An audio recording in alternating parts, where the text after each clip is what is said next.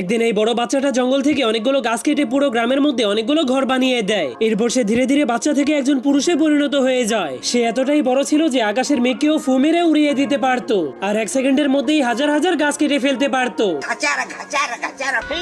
কিন্তু একদিন সে মানুষদের গ্রাম ছেড়ে একটা বরফের পাহাড়ে চলে গিয়েছিল। সেখানে গিয়ে সে যখনই আগুন জ্বালাচ্ছিল তখনই সে কিছু একটা শব্দ শুনতে পায়। এই জন্য সে মেঘ সরিয়ে খোঁজার পর একটা বরফে জমে যাওয়া ষাঁড় গরুকে খুঁজে পায়, যার কারণে সে জলদি করে ষাঁড় গরুটাকে আগুনের মাধ্যমে গলিয়ে দিলে গরুটা বেঁচে যায়।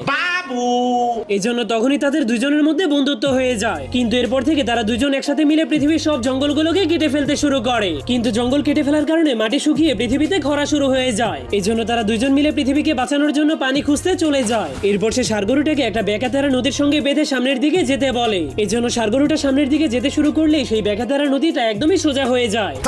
কিন্তু একদিন একজন লোক শহর থেকে সেই গ্রামের মধ্যে একটা আধুনিক গাছ কাটার মেশিন নিয়ে আসে।